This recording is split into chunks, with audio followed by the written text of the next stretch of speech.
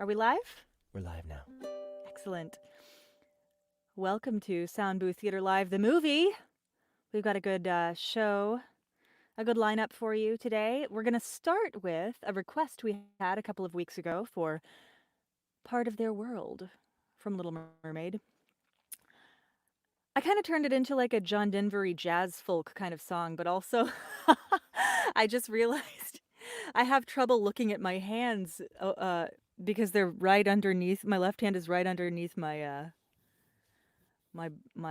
boom screen, my pop screen. Maybe you can just But no, I'm doing it. I'm doing it. you can remove the pop screen if you want, just for the song. Oh yeah, I could just go a little like that. All right, guys. Look at Oh yeah, I forgot. I cut off the first part. So I've got to sing the first part of the first verse from memory. Look at this stuff. Isn't it neat? Wouldn't you think my collection's complete? Wouldn't you say she's the girl who has everything?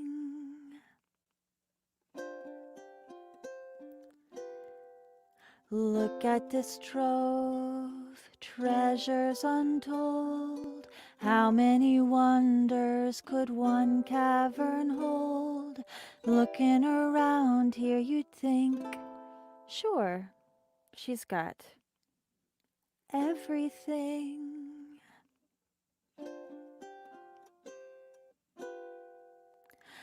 I've got gadgets and gizmos aplenty. I've got who's its and what's its galore. You want thingamabobs? Thingamabobs? You want thingamabobs? I got 20. But who cares? No big deal. I want more.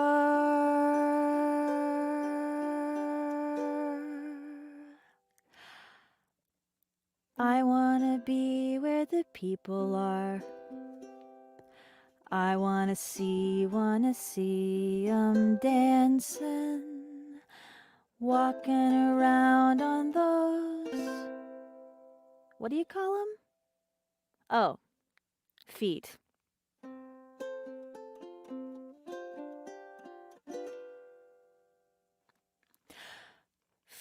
Flippin', oh, sorry guys, hold on, I gotta find it. Flippin' your fins, you don't get to, god damn it. Can we just start the show again? Let's just erase this and start it again. Just kidding. Flippin' your fins, you don't get too far. Legs are required for jumping, dancing, strolling around along that, what do you call it again? Oh, street. Up where they walk, up where they run, up where they play all day in the sun, wandering free. Wish I could be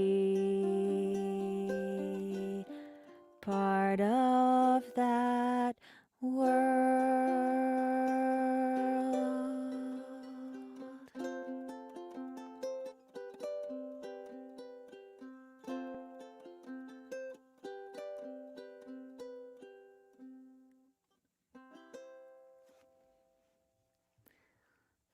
Thanks, you guys. That was a request from Chris Powell. Sorry I messed it up there a little bit. I'll have it better next week. I'm going to do it every week from here on out. No.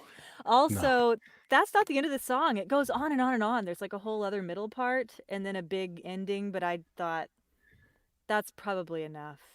I was Oh, probably it like was beautiful. bit off a little more than I could chew. Oh my God. Really? Ladies and gentlemen, I think that was the very talented Miss Annie Ellicott. And I just Thanks, want to take a moment to say how grateful I am for Hold on, we need Ahmed. beautiful music we've got here. Beautiful music from beautiful people. You know, we live in a world where there can be a lot of really harsh realities that people are dealing with, you know? People losing their jobs, people losing money, people losing their feet, you know? Sometimes you just gotta face the world and sing a song. We're talking about the diabetes epidemic, is that? Yeah, well, there's a lot of stuff. So, Well, next up, whoa, we got Sound Booth Theater Live, the movie. What? We gotta get Gary up in there. We gotta get Laurie up in there. Oh, there's what an entrance. Whoa, what an entrance. There we have it. Yes.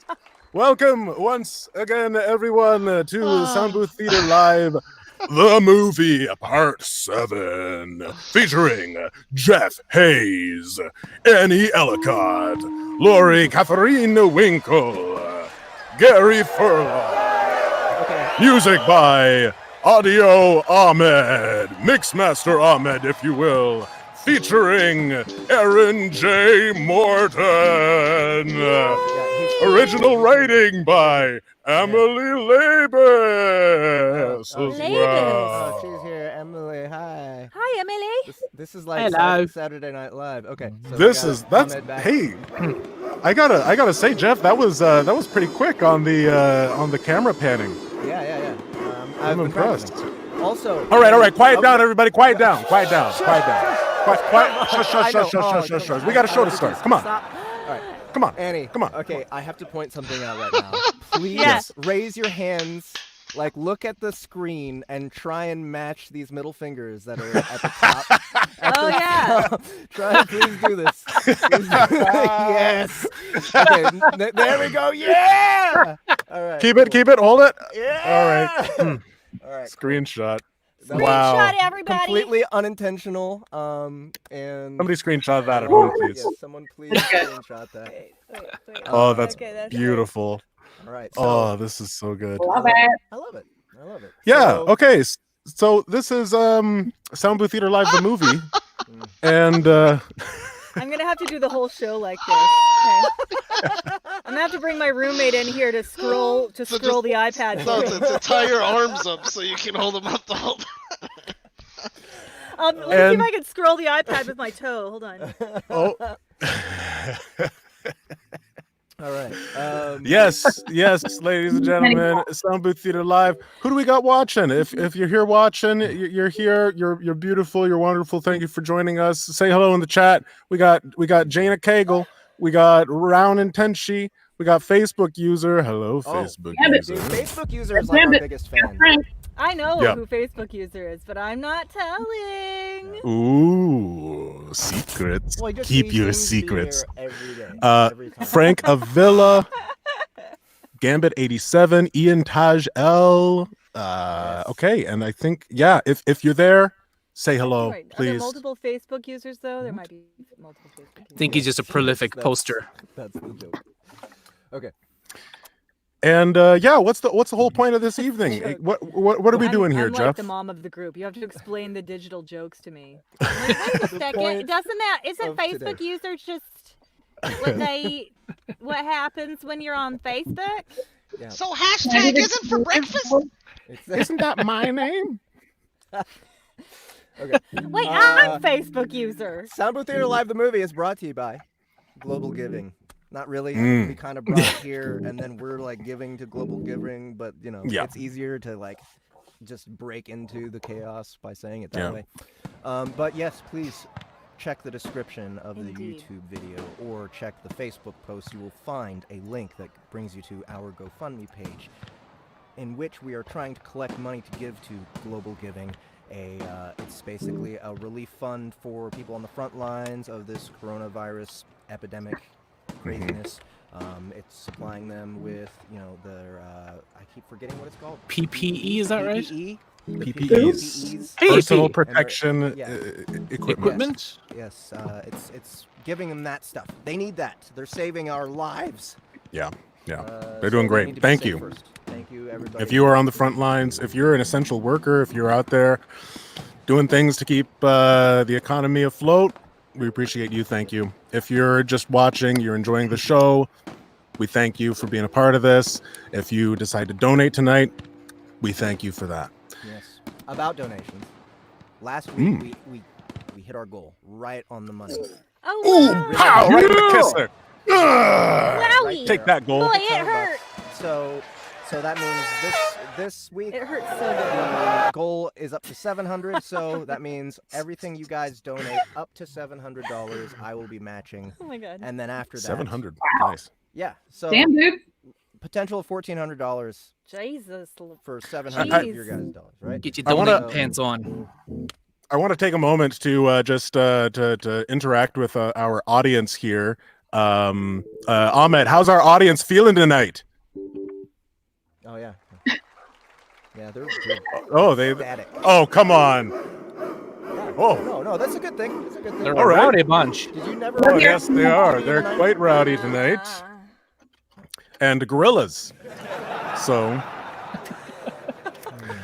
perfect timing. You get my comedic rhythm.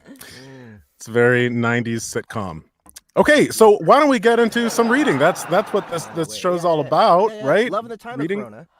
Written by our very own Emily Labus, who is right now in, like, I think she's got a hotel room in the nose of George Washington. Is that right? Oh, cool. So that's where she's How staying. You posh. can tell by the curtains. We can see her backstage. You guys can't see her. She's hiding from the public right now. She's waiting to see what the actual response is to this episode in the comments before she shows her face. So like if it's a good reaction, she'll be like, okay, I'll come in and talk. But if it's a bad reaction, then she's just gonna be like, oh, I'm sorry, I was hiking, I couldn't. Yeah, this was automatically generated online. It was We're giving her that out right now. So let's get started on episode 7 of Love of the Time of Corona. All right, and we've got a bit of a change in the cast, a little bit. We got Gary playing the narrator. No change there. No change there. Annie Ellicott playing back to a role as Felicity, a comfortable role there. We've got Laurie Winkle playing Kaylee. Pronounced Kaylee. Okay, all right. I think. All right. And we got Jeff playing Ford. And then, of course, we have Ahmed, who's going to be accompanying the whole thing. So, without further ado, we bring to you part 7 of... Actually, yeah. Why don't you announce it there, Gary? Let's go. Previously on Love in the Time of Corona, Felicity confided in Lauren that she isn't actually sure how she left things with Ford. She had asked him for space and he had granted it to her, though he did say he would be interested in pursuing an actual relationship with her upon her return to New York City. It's this final caveat that's causing Felicity's confusion. Yet she didn't feel it would be fair to ask Ford for clarification, since she still isn't sure how she feels about him. Almost simultaneously, Ford caught up with Owen, his roommate turned caretaker, who had fled the city as the lockdown went into effect. Through the course of their conversation, it was revealed that Ford has been chatting with other women to dull the loneliness and boredom of quarantine. In spite of those digital dalliances, he is adamant that his heart still belongs to Felicity. Meanwhile, just as Lauren helped Felicity realize that having Ford be interested in her while expecting nothing from her is actually a good thing, Felicity received yet another message from Julian Child. This latest message from the social media influencer got Felicity wondering if perhaps he actually is interested in her in the romantic sense. Scene 7, interior. Felicity's bedroom and Ford's apartment. Intercut. Evening. Hey, Felicity. I hope you had a nice dinner. Did your mom end up making that ziti you were telling me about? Anyway, I have an idea I wanted to run by you. I was wondering how you might feel about talking on FaceTime. If you're not comfortable, I completely understand. But I thought it might be a nice way for us to get to know each other a little better. Let me know what you think. Do you mean like right now? Yeah, if you're open to it. There's no time like the present, as they say. They do tend to say that, don't they? But yeah, I'm game. Just give me a few minutes to finish up this email. In fact, there is no email of which to speak. But Felicity couldn't admit that, now could she? I'm sorry, she couldn't admit that she needed a few more minutes to frantically primp and what have you, now could she? Shit. You see, although Felicity has been corresponding with Julian Child and doing little else for the past 10 days, she is still unsure of where she stands with the social media personality. For each of Julian's messages has been friendlier and more encouraging than the last, without being overtly flirtatious in nature. As such, Felicity rightfully suspects that his request to video chat is an attempt to take their digital relationship to the next level, as the generation born before the digital age might say. Okay, I'm ready. That's dope. Talk to you in a sec. Well, hello there. Wow. Wow. It's so nice to finally So nice to finally hear your voice. hear your voice. It is worth noting that as Felicity embarks on her first auditory and visual conversation with Julian, Ford is engaging in yet another Zoom first date with yet another eligible young lady. I'm so glad we're finally doing this, Kaylee. No, actually, it's pronounced Kaylee. It's like you say the letter K and then you say the name Lee. Oh, okay. I'm sorry. I thought that's what I was doing. It's fine. You can just call me Kale if that's easier. I can do that. Love me some leafy greens. Actually, I'm allergic to that kind of kale. Seriously? Oh yeah, I never joke about my allergens. Gotcha. So, what else are you allergic to? Kale, as far as I know. So really, it's just the one allergen then. Yeah. Kind of crazy that the one thing you're allergic to is also your nickname. Yeah, I guess so. That's cool in an ironic way. I'm allergic to bees. Oh, that sucks. Yeah, I have to carry an EpiPen in the summer and everything. Do you have one of those? No, it's not really all that hard to avoid kale, actually. So. Yeah, I guess not. Anyway, why were we talking about allergies again? As Ford flounders, Felicity is also experiencing the awkwardness of a virtual first date, though admittedly hers is far less painful than Ford's. I gotta admit, this is kind of weird for me. Between watching a bunch of your videos and all of our DMs, I feel as though I already know you, but I don't actually know you. Sure you do. In spite of all the fans and sponsors, I'm really just a regular guy. What you see is what you get. If anything, I'm the one who needs to get to know you a little better. Tell me, what's your favorite flower? That's not getting to know me. That's just trivia. I believe you can tell a lot about a person based on their floral preferences. Either way, it's an icebreaker, no?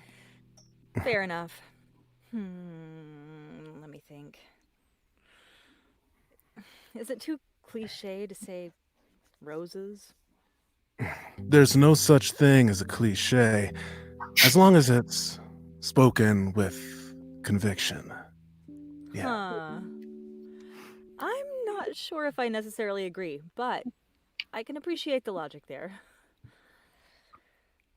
Okay, my turn to ask you a question. Uh-oh. Uh-oh. I wasn't expecting a question. Well, I mean, you asked me one, so. Is Child really your last name? No. Next question. Hey, that's no fair! Hey, why not? I answered the question. I guess so, but your answer really just gave rise to more questions. Way back when I launched my page, I decided to use a fake last name to protect my privacy and my family's privacy. So I was like, what surname sounds good with Julian? And here we are. I really didn't give it much thought. I never expected to take off quite like this. Gotcha. So, what is your last name then? No way. I'll save that for when we meet in person. Oh. So, there will be an in-person meeting then. Hopefully many, if I have any say in the matter. I could get on board with that. Well, I'm very glad to hear it. Ooh. Meanwhile, Ford is far less smitten with Kay Lee, or whatever she calls herself, than Felicity is with Julian. I just don't understand what you don't understand. I don't believe in aliens. What's the big deal? So you're telling me that throughout the whole universe, in all its vast wonder, ours is the only planet with life on it? Yeah, I guess so. Do you realize how improbable that is? It's no more improbable than little green guys and like flying saucers landing out in Nevada or whatever the fuck. I'm not saying they're green, and I don't think they're necessarily already visited Earth. I just think it's ignorant to assume that we're the only life in the universe. That doesn't mean I buy into every single theory about aliens landing here. I mean, shit. If you're going to come all the way here, why would you land in the middle of nowhere, Nevada? Actually, I have cousins out in Cleveland. Oh, cool. What's it like out there? I haven't been there since I was like 8, so I don't really remember it super well. Oh, okay. Oh, sorry. Ford has more than enough social intelligence to realize this conversation is going nowhere fast. However, at this point, he has completed enough digital dates to know it would be extremely poor form to hang up so abruptly in the middle of a somewhat heated conversation. Felicity, on the other hand, feels she has hit her video dating stride and finds herself growing more engrossed in her conversation with Julian by the second. No way. What's she like in person? Honestly, she's super cool. She's got a blue-violet aura and a heart of gold.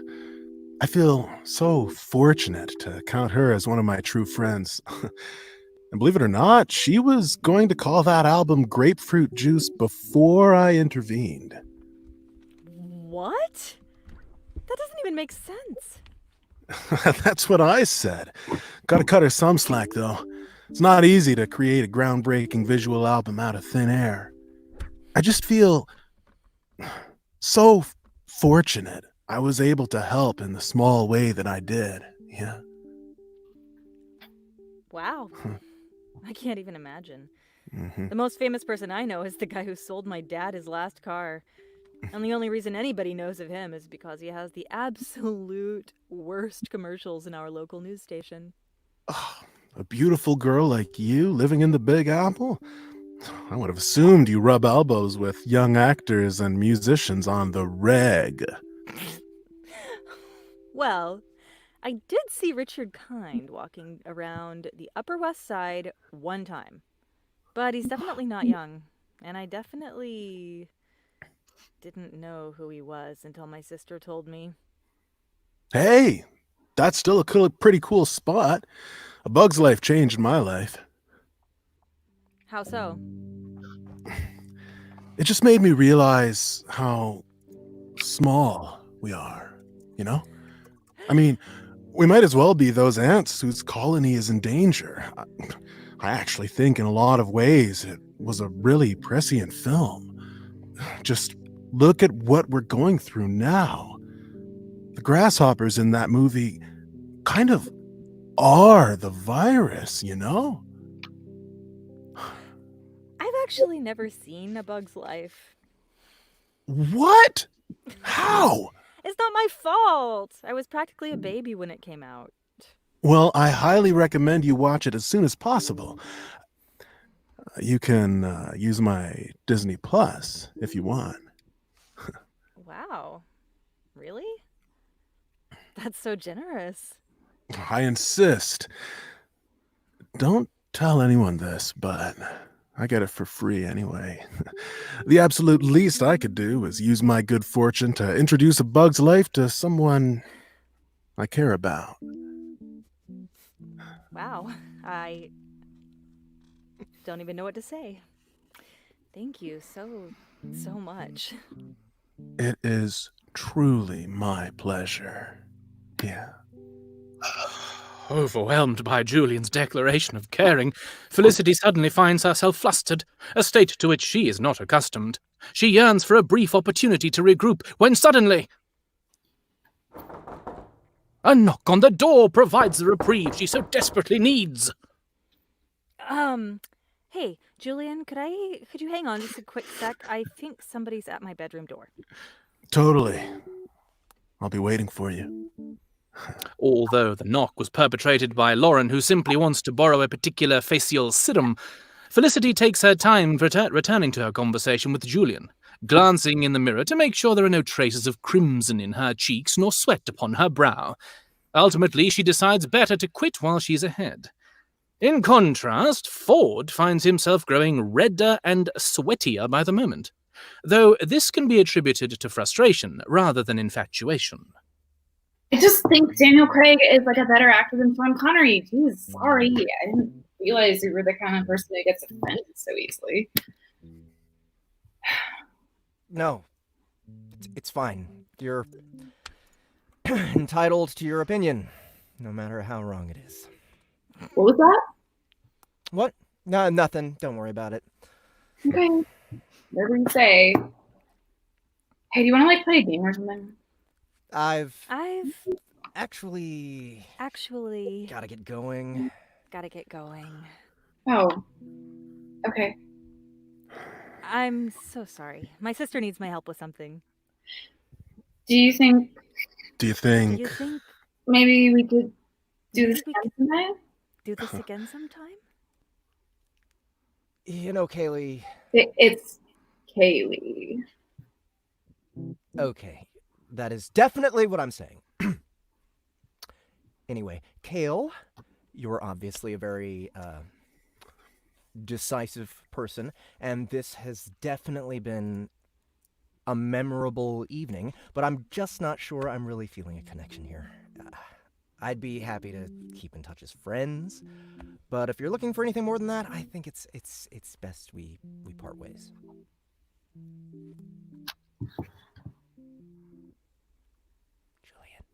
Julian.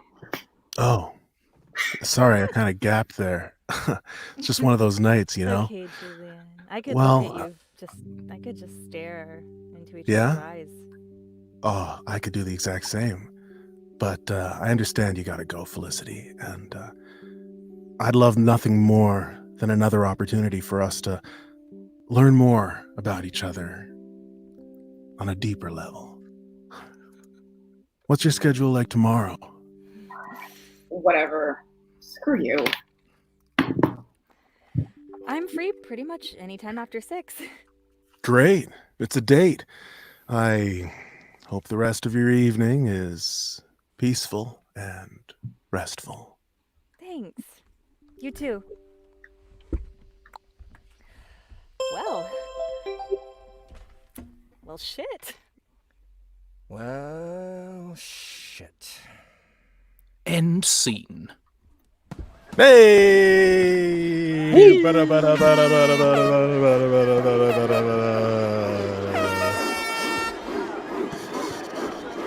brought a foghorn? Who brought a foghorn? Am I way louder now? Nope, you're good. You're good. Wait, is that That good? was- No, I mean, do I sound louder than I did? That's what I'm asking. Oh, I'm No. going to say no. you're a bit quiet. You're still a bit quiet. A tad quiet. And the people, they want to hear you, Jeff. Quiet ones. The quiet. Yeah. So while Jeff's figuring that out, we just did scene 7 from Love in the Time of Corona by Emily Labus. How were the comments? Oh, there she is. Oh, I just sprung it on her before she even got to say. Oh, but we can't hear her. She's muted. Yeah. Gary, you can't just be calling men soft like that. Hello. Hey, there she is, the author herself. I forgot I was muted. It's still really hard to hear. Me or I you? hear. Okay. There we go. Yeah. I can't hear you. She's just never mind. It was. Okay, You can't hear I'm us? Sorry. Okay.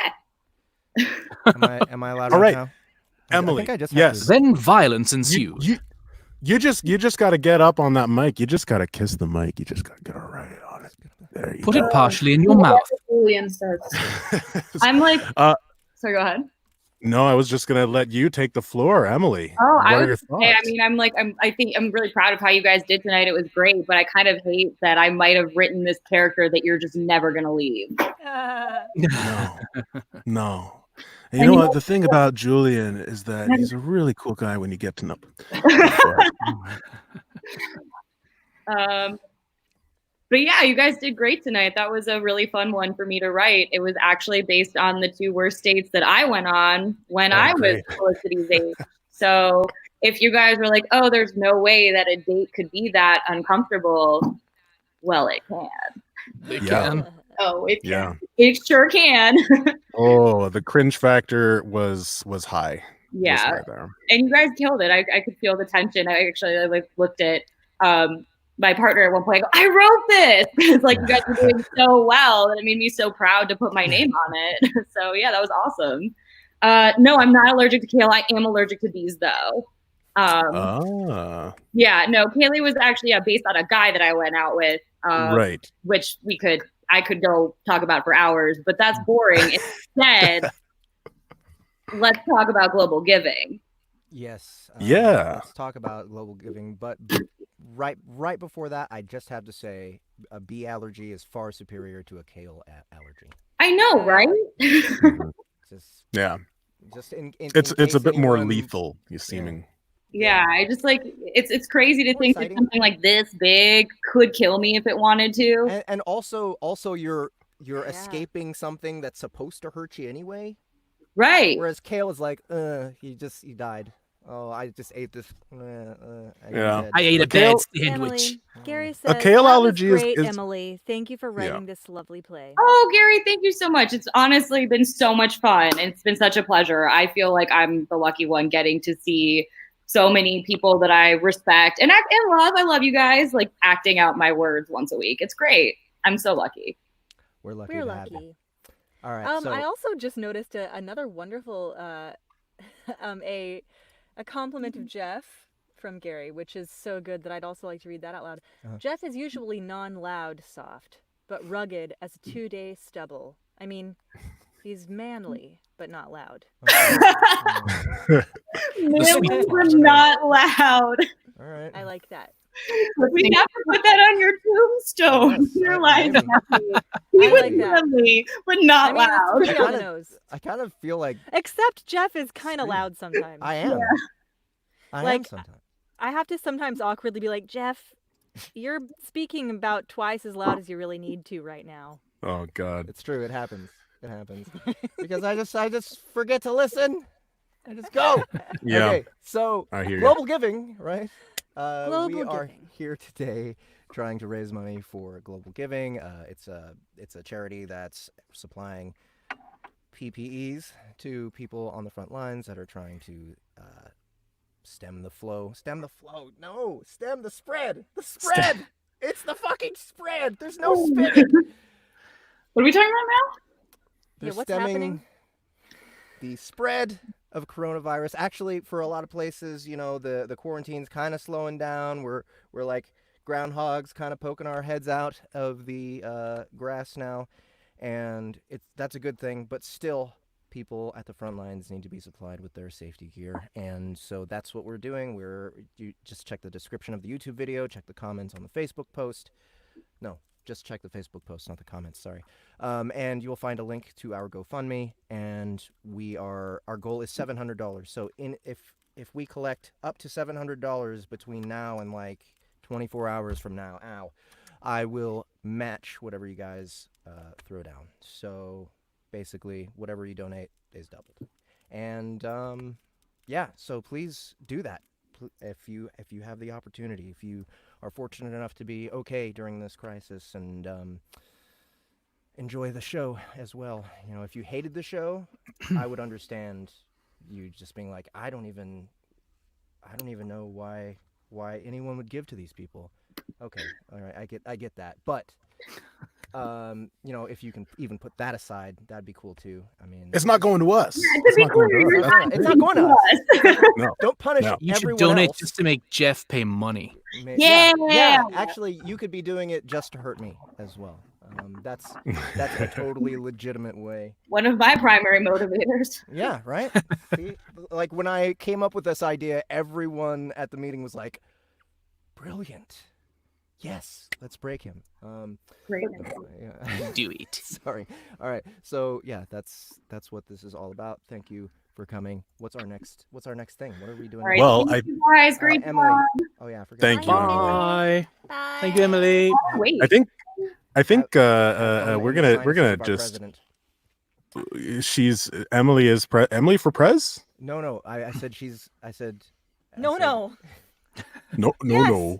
Why not? Yeah. I said have fun in the sinuses of Oh. our presidents. Have fun. By the way, guys, we are introducing a new member of the crew right now, Mr. Aaron J. Morton. He is going to be doing some sound effects and music for us for many of our productions going forward. Hopefully, he was the producer for the music on Monster Hunt NYC. So, if you guys liked the music for that, he's a big part of why. Anyway, he's gonna be doing some improvised music for us for this next segment. We are gonna go on to our request. Justin, do you remember what the request was? I'm like, Yeah, I got the request right here. We have Ascension Online Altered Realms by B.F. Rockriver. What a great name. That's a name and a That is a half. good Rockriver. It's really BF. Rockriver. Big fucking Rockriver. Barrett Furlong Rockriver. Yeah, great name. Yes, and so the scene is there are 4 characters in the scene. There is Eli, who is actually here. I'll give you the rundown here. The synopsis. Eli, an NPC, just came back to life after being killed and turned into a player. His family was attacked and is most likely dead. He has absolutely no idea what's going on and is in a state of shock. Now, Eli is a gruff, half-human, half-wolfkin. He's got some slight growling, slight kind of scratching voice. In his 30s, he just came back from the dead, blah, blah, blah, blah, blah. And he's going to be played by Gary. Like this. Maybe not. We got Dawn, who is a turtle. But he's Jeff is going to be channeling some Big Lebowski here for this character. a little bit. Yeah. So Jeff is going to be playing Dawn the Turta. We have the guide, who is the AI, going to be played by the lovely Miss Laurie Winkle. And of course, Derek the guard is going to be played by none other than our Annie Ellicott. And I think that is everybody. We ready to do this? Can we get Let's one do more it. double bird, Annie? Double bird. Oh yeah, double bird. Yeah. Okay. Yeah. Oh, I wouldn't have even made that connection. Oh, your left wrist needs to be here we go. over slightly. There Is that your left? That's it. There you go. Right. Wow. Perfect. It's good. I'm really, this is so, I feel like this is really more challenging for me than it should be. That's There we perfect. go. Okay, so now You've done well. you do the whole reading like that, please. Okay. I'm an angry god. For consistency. Yes. As you can see, I'm very angry. Very angry and very cockney. And my hands are very big, so look out. If I slap your face, you lose your head. And of course, I neglected to mention that Aaron is going to be providing the music. And so, without further ado, here we go with Ascension Online Altered Realms, Chapter 5.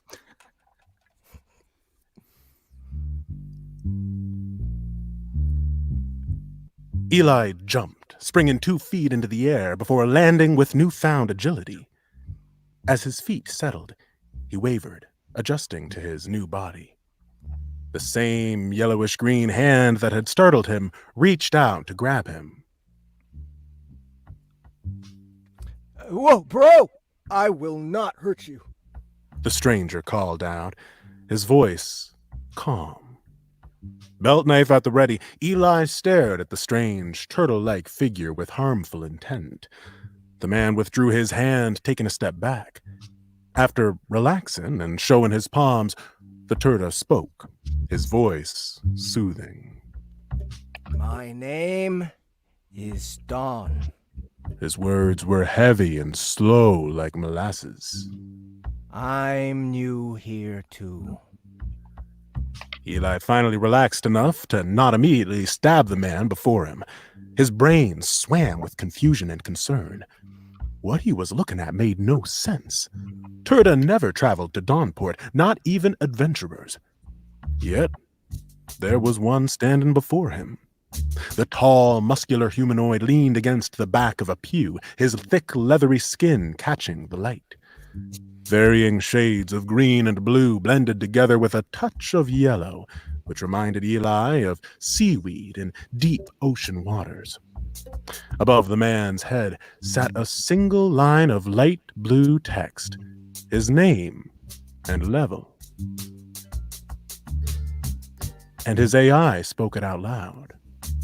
Oh. Ron, Nutello, level 2. The strange being wore nothing but purple linen, high water trousers, a plain belt made of hempen rope, a simple sleeveless robe, and a purple leather bandolier with several pockets. A pair of iron knuckle dusters hung from a clip on his belt, and a long wooden staff was slung to his back. Shell-like skin formed large segmented scales, each one growing thicker and more sturdy. The neck of his robe formed a deep V-shape, exposing his thick scales.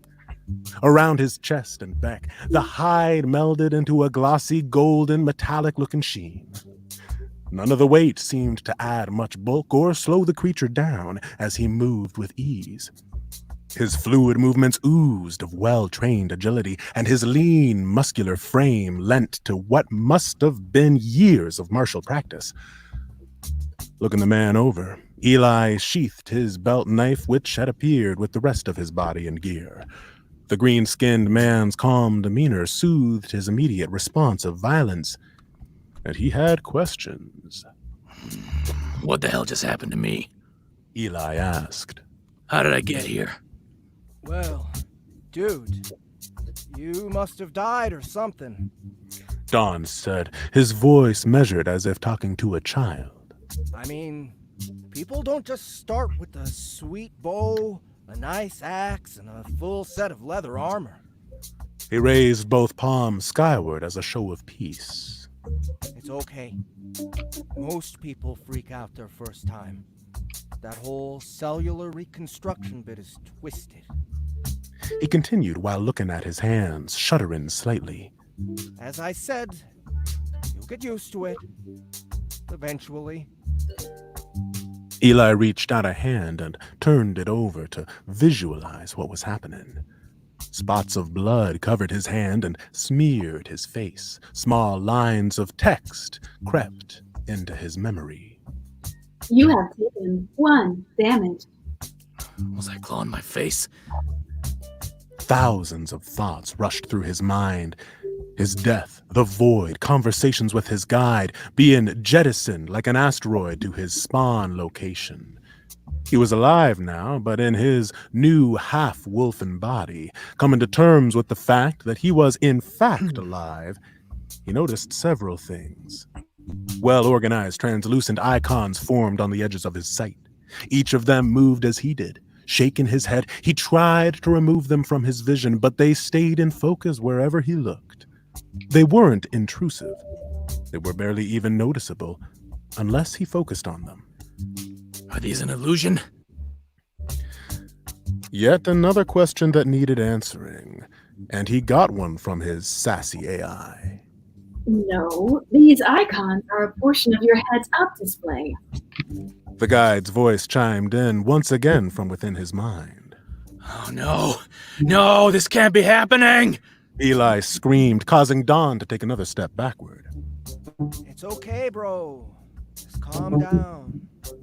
Tell me what's going on. The turtle creature responded, his eyes wide and arms outstretched. And that voice, it's still in my head. The guide! Eli screamed. Laughter rang out through the Temple of Radiance as Dawn responded. Oh, dude. That's just a guide. It's there to help you figure shit out. It's a part of the system. Don't worry. It can't hurt you. At least, I don't think it can.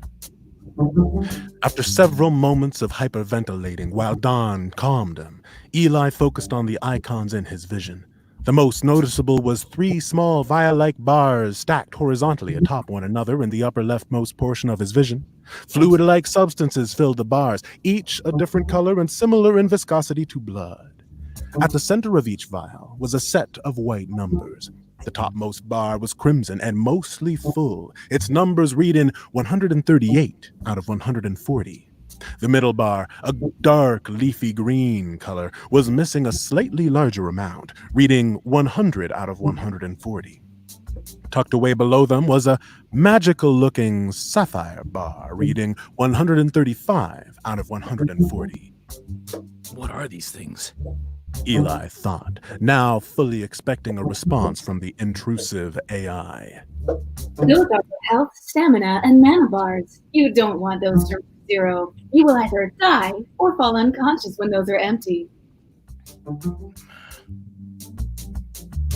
Oh, so these things tell me how healthy I am and how much energy I have. Got it. Below the bars were 4 symbols displayed horizontally, a backpack, a humanoid silhouette, a sword crossed with a quill, and a book. Each glowed with a barely perceptible ghostly white aura. In the top rightmost corner of his vision, a symbol of what looked to be a treasure map sat with a red X in its center. Next to it was a gray gear that flickered in and out of existence, as if it were struggling to take purchase in reality. The bottom portion of Eli's vision contained a small, red, off-centered exclamation point. He had almost missed it entirely, due to it being nearly invisible. Faint lines made a long, thin, horizontal box at the bottom border of his vision, filled with crimson text. On the top of the barely noticeable box sat a handle in the shape of an upward-pointing arrow, and as he stared at it, the lines of text grew to show him his earlier notifications. What is all of this stuff? He thought and whispered. This is the rest of your HUD, or heads-up display. Yeah, man. That's your HUD. Dawn replied, sounding confused. I'll let him explain. It might prove interesting. The unisex voice chimed in his mind. Wait, are you one of those weird role players? You know, those players that act like this is their world now? He scratched his head and stared at Eli for a moment before continuing. Never mind. Those types usually never acknowledge that sort of thing. Besides, Who am I to burst your bubble? Your bubble? The turtle looked at Eli, then scanned him up and down as if appraising him and his mental state. Either way, the bars filled with liquid are your health, stamina, and mana in descending order. The backpack is your inventory. It's kind of like a magic bag that holds stuff for you. But only a few things. It's explained as a private pocket dimension that holds up to a certain amount of stuff based on your physical statistics. Kind of like a bag of holding in some of those tabletop games. But it has a limit to how much stuff and what size items it can carry. Oh, and you can only get to it if you have control over your body. Next to that is your character sheet. It has all of your stats, skills, where you're bound, and important stuff about your character. As Don explained the icons, Eli scanned each one, making a mental note of their functions. The sword and quill are your logs. That's where you find what quests you have and any personal achievements or awards you've earned. Or when something significant happens, like a local or world event.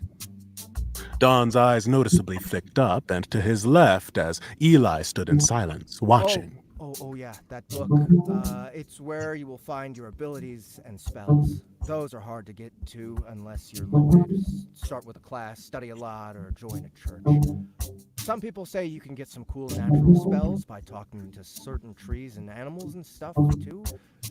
But I tried that and nothing happened. Just talked to a tree, and I gave it a hug. It was kind of therapeutic, but that's beside the point. Eli nodded along patiently before chiming in. What about this map? That red symbol and the gear? Hey. Oh, good. The guide chimed in before Don could continue his rant. Well, the map is, your map. If you focus on it, it expands to show you where you are, where you've been. Sometimes it shows you quest locations if you have enough information about them. It updates as you explore and will keep a copy of where you've been and maps you've read. But it will lose information or can show you stuff that's not really there if you get it from an old or falsified map. Or if you haven't been back to that location for a while. Don stretched and cracked his knuckles before moving on, each joint releasing stored pressure with a loud snap. The gear is your settings and menu. It's where you log out, adjust your settings, get help, report bugs, and surf the internet. In certain locations, like dungeons and unexplored territory, it won't let you access certain functions. Oh, and it won't let you log out or mess with settings in combat. It breaks immersion or something. The only way to log out in combat is if you submit a report to the admins. Don't want any weird torture situations going on. Unless you're into that sort of thing. Who would let someone else torture them? Eli thought, a grimace forming on his face. You'd be surprised. Ugh. The guide responded. Everything was flying over Eli's head, as if Don was speaking in code or a different language. Okay. Eli said, realizing that he was wasting time. He wouldn't be able to understand any of this unless he could first get a grasp on what the system and his new situation was. So, I'm still confused. He thought to his AI helper. Yeah, that's a lot of information in a short time. Don't worry, I'll let you know about important information and when you're missing out on vital game functions. I will not hold your hand, so try to figure some stuff out on your own. Thanks, I guess. After sorting out what he could from Don's haphazard introduction to his HUD, Eli's thoughts went to his family and how much he just wanted to rest. A grim realization settled on him before dread set in. Shit! He yelled, causing Don to jump, raising a fist. Kutta could still be out there, and she could be in danger. I have to go, he thought as the images from before his death washed over him. Calm down. The unisex voice called out to him. You still have a lot to learn. Eli sprang past Don into the open air, not listening to the AI's words. He passed through 2 sets of large, gilded double doors as he ran. Yo, man! Wait up! The strange Turda called after him as Eli sprinted, Don following on his heels. Eli didn't stop. It would take at least a day, maybe 2, to reach his cabin from Dawnport, and he didn't have a minute to spare. His body moved on instinct and memory alone as he shoved his way through crowds of people. Some were players, their names posted above their heads in blue lettering as he got closer. Others were citizens, their names displayed in gray or gold, with some turning red after he ran through them. Several notifications came and went in rapid succession at the bottom of his field of view. He didn't pay any attention to them. Technique. You just aggroed several NPCs. You're also losing reputation at an alarming rate. Eli heard the monotone voice but paid little attention. He was making his way through the city towards the westernmost entry, towards his home. He didn't have time to notice the multitude of small reputation loss triggers that flooded into his notification window. The guards stationed at the gate, Carl and Derek, were his friends. They would take care of it. He had traded and gambled with them for years. Eli and Derek had served together in the 3 factions war. There was little they would not do for each other. Stalls with foodstuffs, weapons, armor, and other wares flashed by as Eli weaved in and out of traffic, bumping people into stalls and goods. More than once, Eli's shoulder clipped someone and caused them to drop what they were holding. Notifications followed. He didn't care. He didn't have time to worry about anything but getting home. Dude, slow down! Don's voice rang out, getting close. You'll get yourself... Eli shut out the distractions of the world as the green-skinned fool hurried after him, his voice trailing off as the gap between them widened. Focusing on the task ahead of him, he pumped as much of his newfound strength into the earth below him. His legs burned as he forced them to pick up speed. Energy sparked through his changed form like currents of lightning, filling him with newfound energy. Another new notification. It vanished as soon as it appeared. He had to keep moving. Calm down! You're acting irrationally! Oh, wait. I think that was me. Sorry. Calm down. You're acting irrationally. I told you, your family is not alive. That can't be true. I have to see it for myself. I have to see her for myself. The large city walls of intermingled wood and stone came into view. Their sturdy bases provided for an excellent defense against any siege. 2 guard towers stood on either side of a towering metal-clad entry gate, their wooden walls filled with murder holes and a multitude of small windows. Eli knew that each had a small station with several bunks at the bottom. He had played cards there with Carl just 2 weeks prior to his death. The gate itself stood over 20 feet high, yet the towers were taller still. Nearly there, he sprinted faster before his world turned upside down. Air rushed to escape Eli's lungs as a solidly built, metal-clad arm shot across his chest. The stubby limb caused his torso to come to an immediate stop, while his legs flew out from underneath him. One moment he was racing forward, and the next he saw only sky. His back slammed to the cobblestone street, forcibly evacuating his remaining breath. Eli's world became nothing but a lack of oxygen and pain as a new notification popped up. This time, he paid attention to the much larger notifications that screamed with nearly unavoidable importance. Hit guard Derek, level 45, hits you with takedown. 25 damage taken. Effect. Movement reduced to 0 for 3 seconds. 3 human men surrounded him, all clad in mail armor, blades drawn. Damn it! Eli! I tried to tell you! Don's voice came from a quickly gathering crowd. His AI guide added. Not helping, Eli thought, clutching his chest as he looked up at the faces of the men surrounding him. There were city guards, judging by the armor they wore and the symbol on their chest. A large blazing sun with a ship at its center sat embroidered in the middle of their blue and silver tabards. We said halt, you filthy beast! The one who had slammed him to the ground shouted in a Cockney accent. What the hell you think you're doing, smashing up the place? The guard took an angry step forward, grabbing both of Eli's wrists with such speed and strength that Eli had no time to respond. In a single breath, Eli found himself clasped in manacles as his weapons had vanished. You're restrained. I'll show the notification. Effect: restrained until freed from restraints, or you escape your bonds. Dawn stepped into view as Eli resisted against his restraints, earning himself a swift blow to the back of his head. The pommel of the guard's sword nearly caused Eli to black out. Gate guard Derek, level 45, hits you with stunning strike. 22 damage taken. Effect: dazed. Movement speed and coordination reduced by 75% for 3 seconds. Chance for an opponent to land a critical hit increases by 25%. The notification caused Eli to look up at his health bar, which was now flickering. The few hits he took reduced his health by a third. He knew that if that health bar dropped to 0, he would die again.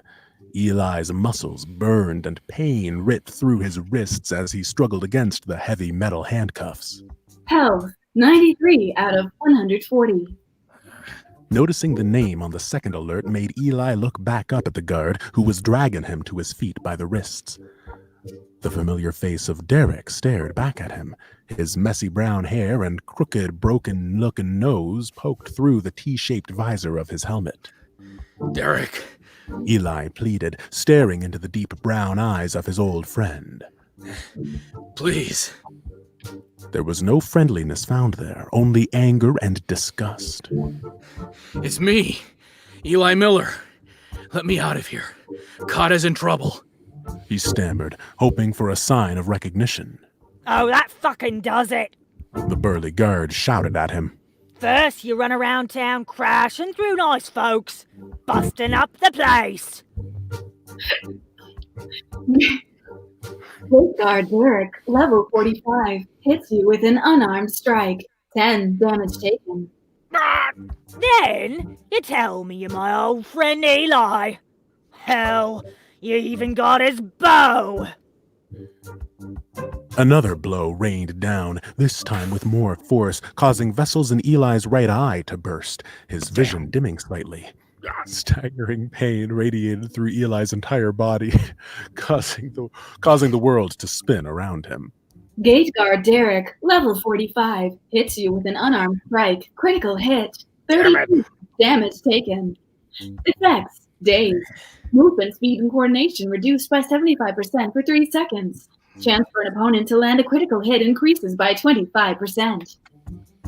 Temporary blindness. You are partially blind.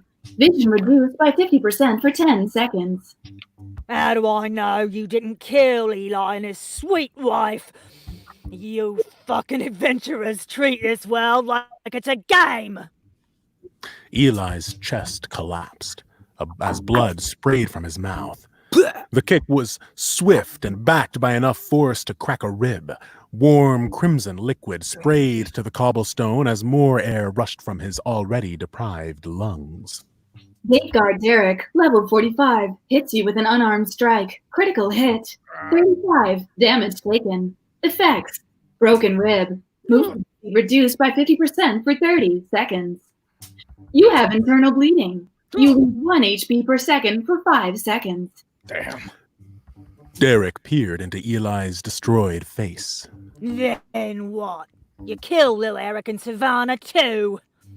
Spit landed directly into the ravaged eye, causing it to sting and lengthening the countdown on his blindness. Oh, so you could get a new bow. Maybe some food and armor. Looks like he even took his axe. Strong hands clasped Eli by the collar of his tunic. You're lucky I don't kill you right here, fucking beast. Derek bellowed inches from Eli's face. More spittle landed on Eli's eye and nose before Derek stood him on his feet. Eli sagged, realizing that the man before him, his friend, no longer saw the old battle buddy Eli Miller. He saw a half-wolfen imposter who had stolen his friend's bow and possibly killed an innocent man's family. The gravity of his situation broke him as he started weeping.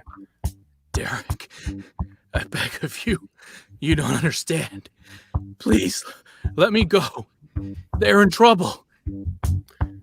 Heavy blood-stained tears flowed forth like a river breaking apart an aging dam. Please take me to my cabin. There might still be time. Savannah, God, Eric, they might still be alive. The words came disjointed as Eli's fractured rib put pressure on his lungs. Don't kill him, Derek! He'll just come back all sparkly and new! Another voice came from the crowd of guards. Then Eli's world went black, with a series of notifications flashing by before he fell limp. Safeguard Derek, level 45, hits you with an unarmed strike. 20, non-lethal damage taken. You are unconscious. End scene. Nice. All right. There you have it. So, That was fun. I love that film noir Yeah, it was awesome. vibe going on there. I like the idea that we kind of like looked at something and then Aaron gave us that music, and I think that's what influenced your narration. And then it Oh, just 100%. gave it 100%. that Yeah. feel. I don't know if that was Yep. on purpose in the writing. I don't know if the writing is what tipped Aaron off to it. But I thought that the feel of it went really great. One thing this does do though, that I want to try to discourage with rules, I think maybe for the requests, is no more setup. Like we can't have setup scenes anymore. They just have to be scenes. Yeah. You know, because like we had to like explain all these things, all these. There was a rules. lot of exposition. We just, I mean, thank you so much for requesting Mr. Rockriver, Mr. BF. Yeah, we'll do whatever Yeah. you request. I want to hear except more of this story. This and this and this and this. Yeah, this sounds like it's actually a fun book, but we're just like I think what he did is he sent in a scene that he was like, oh man, I gotta kind of explain the world. No man, no, just don't explain. Just drop us in. Make it random. Drop us in. Yeah. But guys, check out the description in the YouTube video. You'll find the link to the Kindle version of this book on Amazon. There you have it. Yeah. There you have it. BF Rockriver.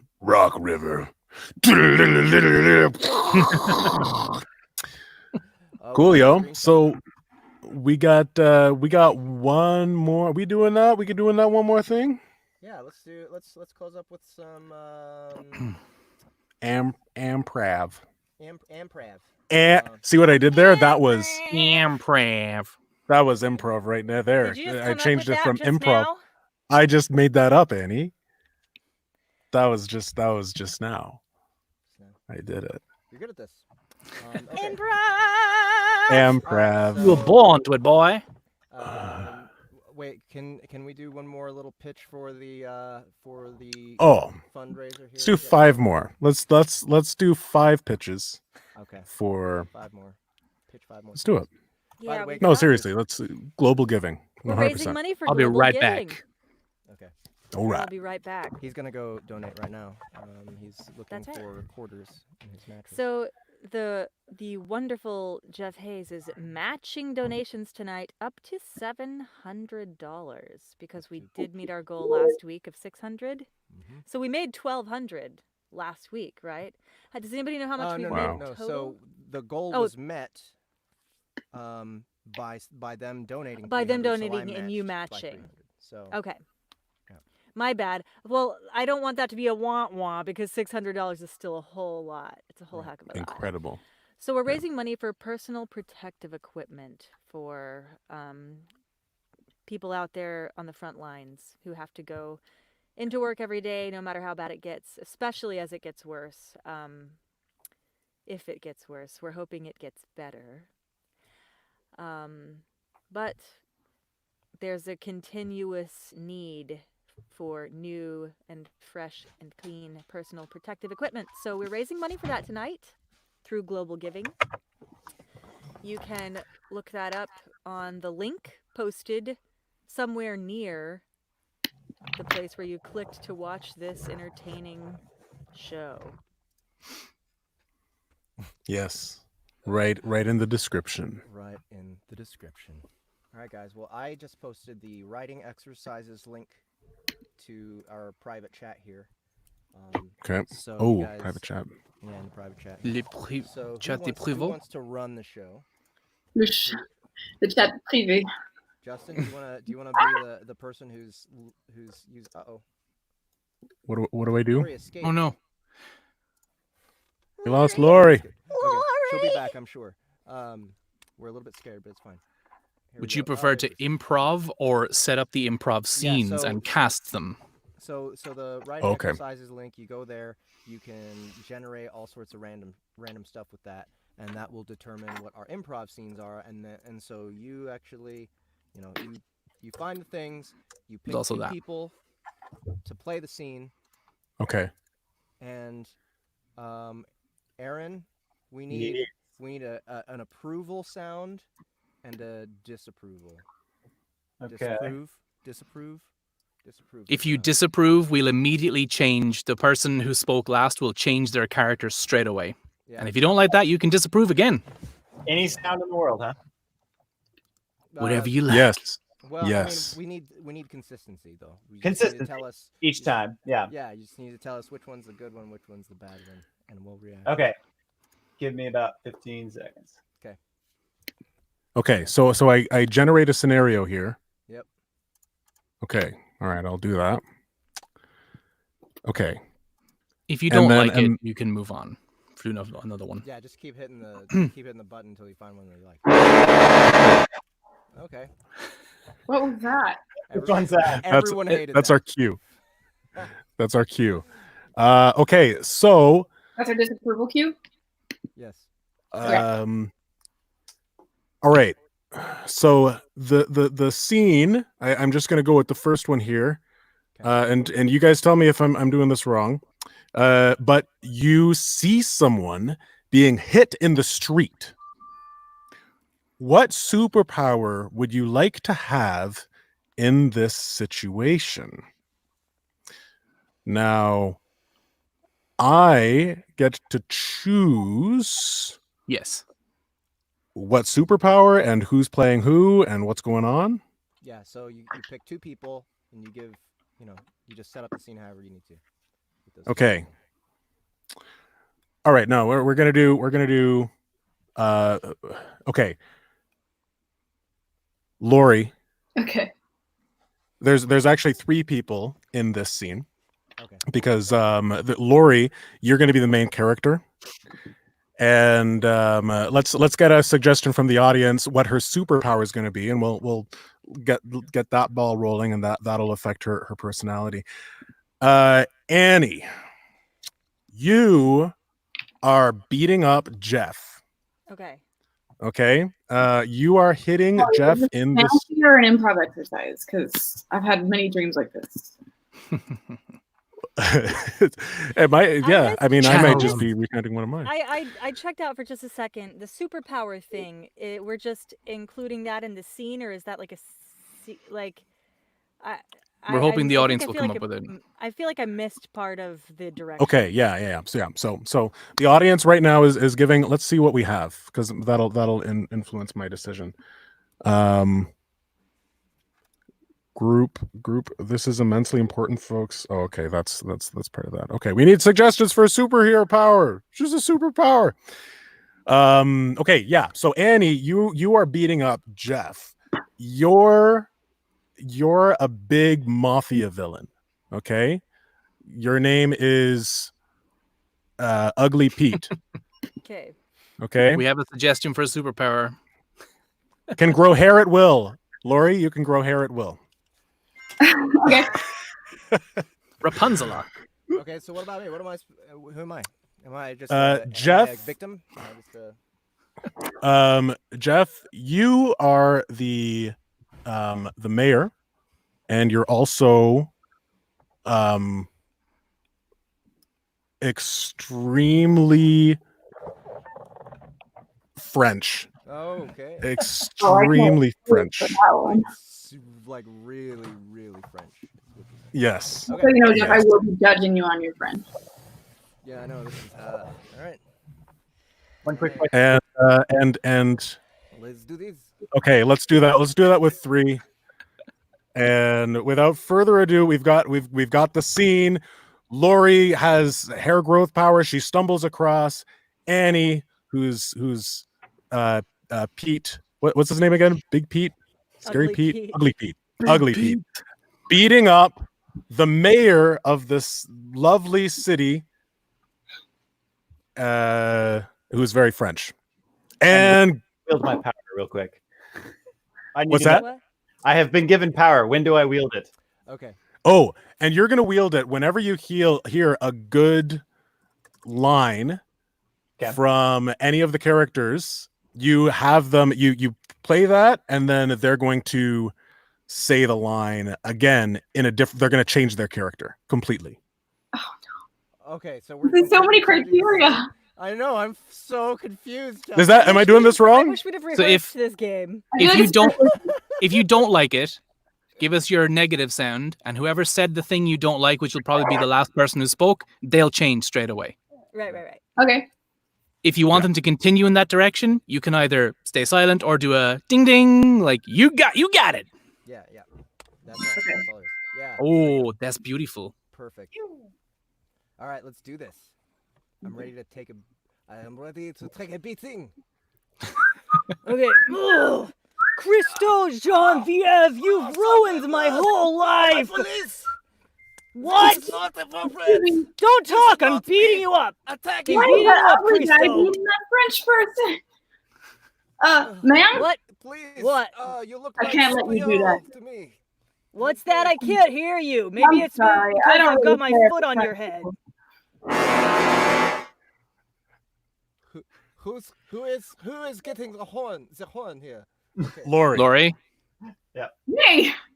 Hey, excuse me, I am French too. Can I tell me whisper in my ear how I can defeat her, and we will work together.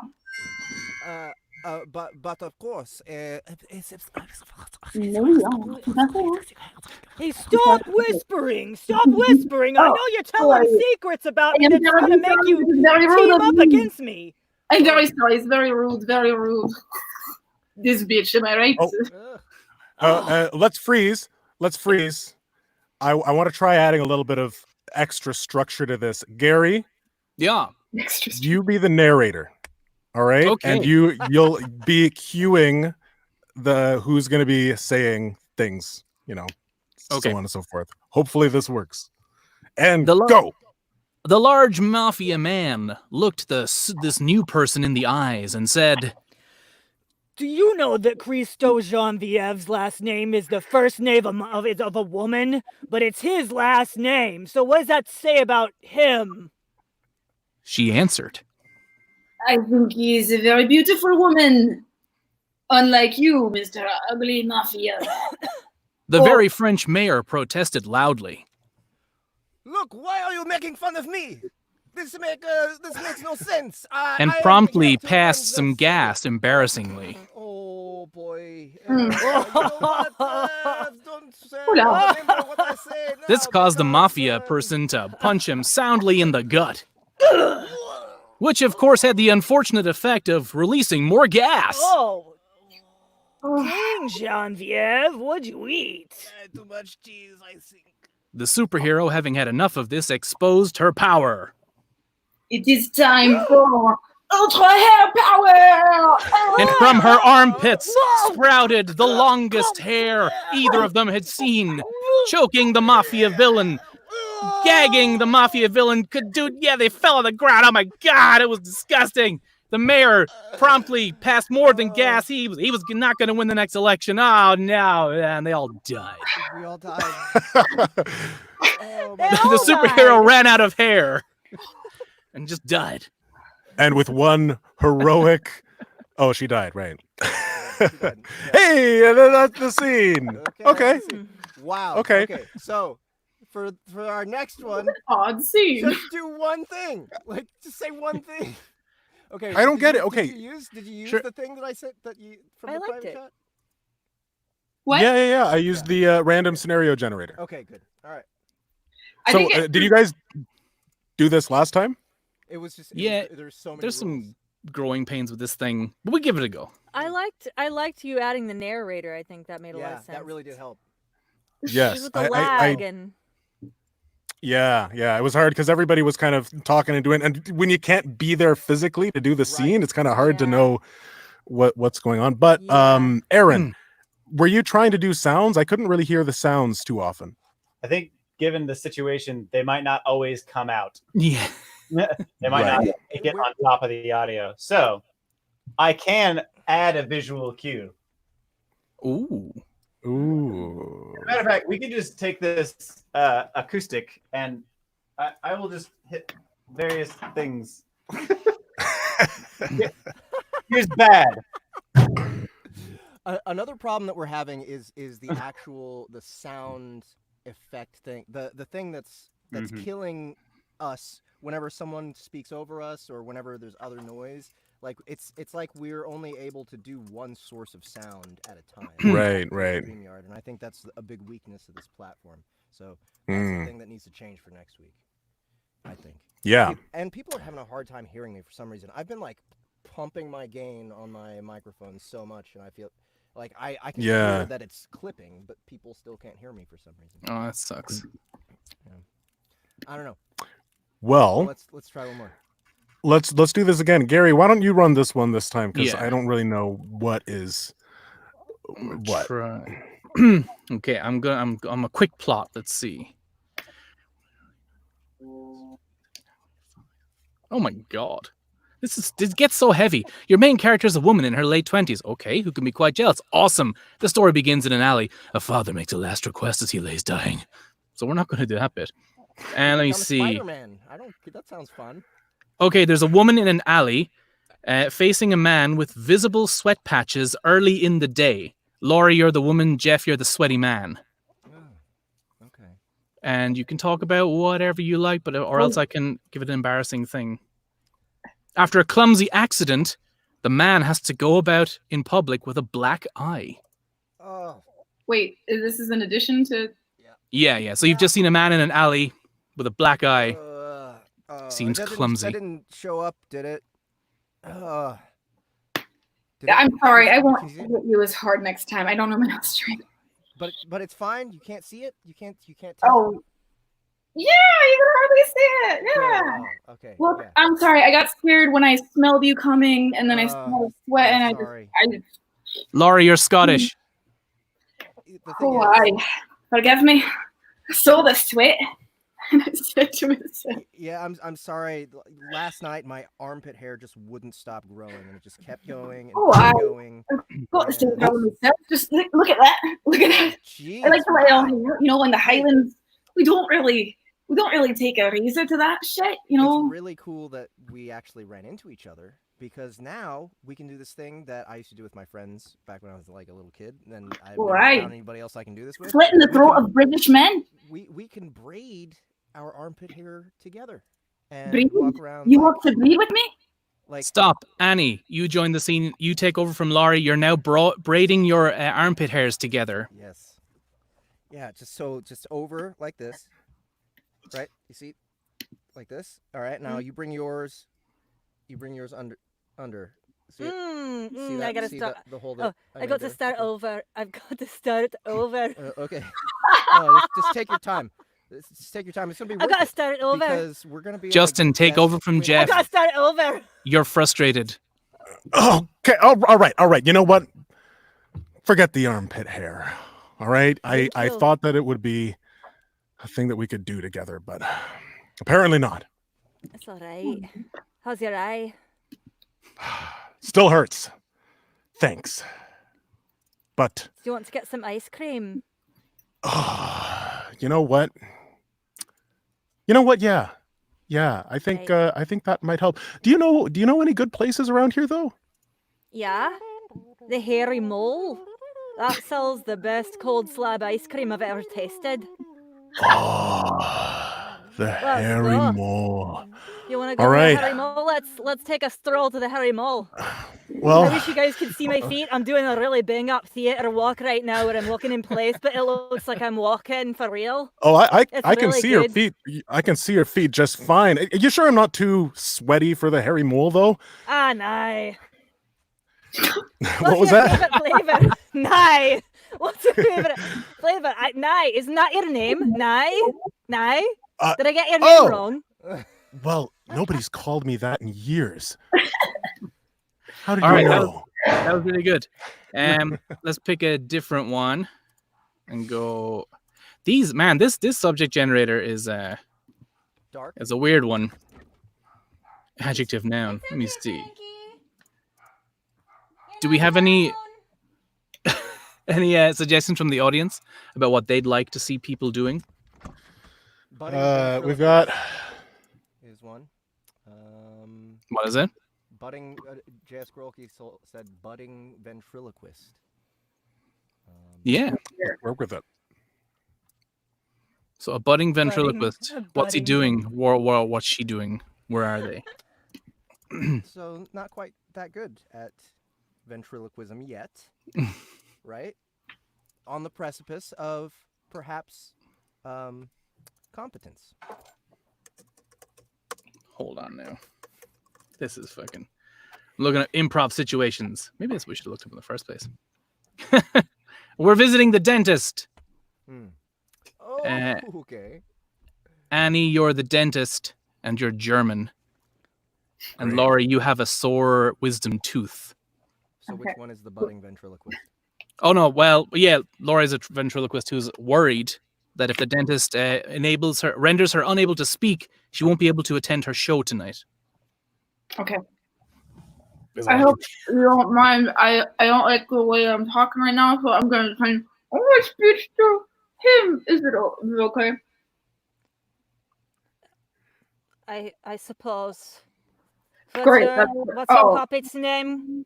Oh, this is Shirley. Shirley, I'm going to need you to operate on Shirley as well. Okay. Yeah, at the same time. I'll operate on Shirley.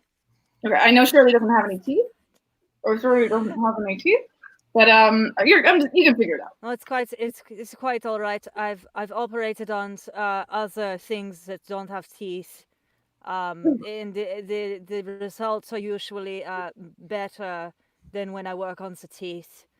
It's a very lovely so accent just up there. Thank you. It's quite sexy. I hail from Germany, but I'm also a military brat. So I've got all sorts of strange accents that you sound kind of scary. Have influenced my what would be more of a pure German accent. Forgive me. So makes sense. You're not going to do any weird experiments on me while I'm under, are you? Woo! Do I have to answer that? Hold on, let me talk to my attorney. I trust you. Gertrude, if I'm going to do a strange experiment on the ventriloquist girl, do I have to let her know beforehand? You know, I'm right here. I can hear everything. Thank you very much. You're saying. No. You hear that shit? I'm not going to do any strange experiments. Yeah. Let's pry open the puppet's mouth now, please. Yeah, I'm into it. Oh, yeah, sorry. Open the puppet's mouth. Yes, ma'am. Oh my goodness. Okay. I've never seen. I forgot all about the pain in my tooth. Such a Jeff, you be the puppet. terrible case of tartar sauce. You've got a lot of tartar sauce smeared all over this puppet's mouth. Well, Yes, what have you been doing with this puppet? Freaky Puppet has his own personality and can talk. Stuff. It's weird how my puppet has a Welsh accent, but other people seem to find it cute. Ah, I think it's very cute. I'll make him speak. You want to hear him speak? See, yes, I would love that. Thank you. See? Tell me about your best date, Welsh puppet. His best what? Date. A date is a thing that I'm going to ask him later. Oh dear, this is a very My best good date. I can't even think of it. Well, Sorry, my Welsh accent went Do a through. Tom Jones impression. my best date was in Wilshire. Yes, the country of Wilshire. My best date was in Welsh too. When was it? Beautiful country. Beautiful. It was. I was 12. My parents had just abandoned me, and then it's weird. Usually his mouth moves when I talk. Oh. But then this very hairy shepherd came along. I thought he was just quite rugged, and then when he spoke to me, got little tingles up and down my spine. Oh yes. And, Justin, be the shepherd. Yes, come in. Hello, are you in there? Oh, It's Delilah, I found you. I've travelled all over. See. Pardon me, I can't hear you quite right now. I don't know. What happened to your accent? You must have been so long in America that it's begun to fade. Is that? I spent some time in East London. I spent some time in Boston, and then I spent time. What's that? Got a slight hint of Jersey in there as well. Is that little time in Jersey? Yeah, your little Jersey, little Jersey. Yeah. So beautiful when all those accents mingle together.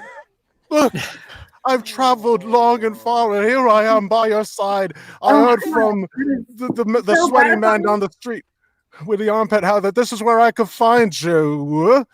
You know what? I was just about to tell the doctor here via my puppet about the first time that we became intimate. But if you want to tell that story. Oh, I was under the impressions that you were having a flashback, but now I'm realizing that I'm still right here in the scene. Forgive me, I've been listening to everything. Yes, you must be the dentist. Hello. I can't. I've been all over. I've been to Germany. I've been to France. I've been. But yes. I would love to tell the story about our. Would you mind telling me with my? I'm sorry to keep my back to you, sir, but I like to always face the surveillance cameras. Well, you're working, so I understand but that. I'm listening to every word. Okay. Well. We were intimate in the road there, and it was a beautiful night with the moon shining all across the horizon, and then I found her, and you, this puppet was just a jerry cloth at the time. First you made love to the puppet, and then you made love to me. It's all very was special. all very beautiful. My first time, it's... Well, are your teeth clean? I'd like to whisk you away now. Aye. Well, if you could go and leave the puppet. I'm going to have to insist that Air Dentist come with us. I will come with you. I have lots and lots of fun dentist drugs we can take together on our adventures. And please speak to the puppet, not me. Don't look at me. Don't look at my eyes. Look at the puppet. Kiss the puppet. All right. Okay, I'm going to kiss the puppet. I'm going to kiss the puppet right now. Beautiful, slick, felt lips. No! I cannot let you be touched by another. You are mine. If you wish to grow our love, then you do not do so by adding another. It's you and me now, puppet. Say what the words that you said the first night we made love in that beautiful accent of yours. Actually, please, no. That's like the start. And scene. A nice romance. Oh my God. The puppet, the shepherd, the German dentist. Beautiful. My God. Not even Welsh and then New Jersey. Come on, guys. There's no topping that one. It's so hard. What's that, Gary? Well, it's just so hard. I don't even know who's like a famous Welsh person. There's got to be one. Tom Jones, Charlotte Church. Sean Connery is actually Welsh, not Scottish, but I could be wrong. Really? Scottish, but I don't know. Oh, Arash. God, I can't remember his name. Do we want to try one more, or are we? Oh no, he's Scottish. Well, we are now at an hour and 35 I'm minutes. done. I'm done. It sounded it sounded almost like it sounded like Aaron was kind of playing us off there. Yeah, he was. There was some nice kind of like. Well, ladies and gentlemen, I'm ready to put my shoes Aaron's on, like, take a hint. get my shoes out of the closet. we've had a beautiful time together.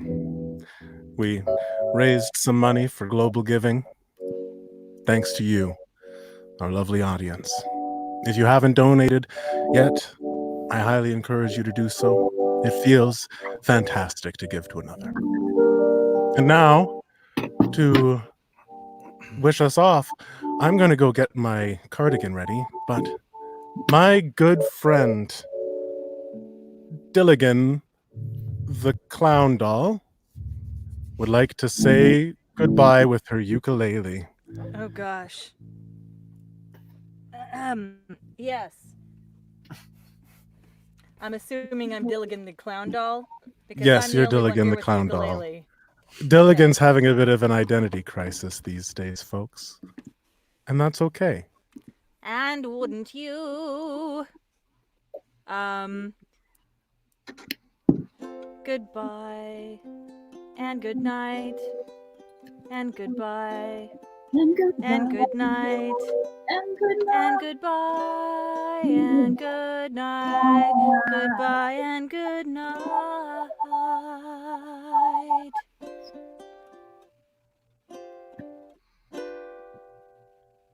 Thank you very much, A whole everyone. new world. Clap your everything, please. Thank you, everybody. Thank you, Jeff Hayes. Thank you, Laurie. Thank you, Aaron. Big introduction to Aaron. Thank you, Annie. Thank you, Gary. Thank you all for your amazing donations. Love having you guys around, and thank you for just hanging out. This is really great. Hope to see you guys next week. And as my good friend Aaron always likes to say, stay jivey. Stay jivey. Good night, everyone. Good night, everybody.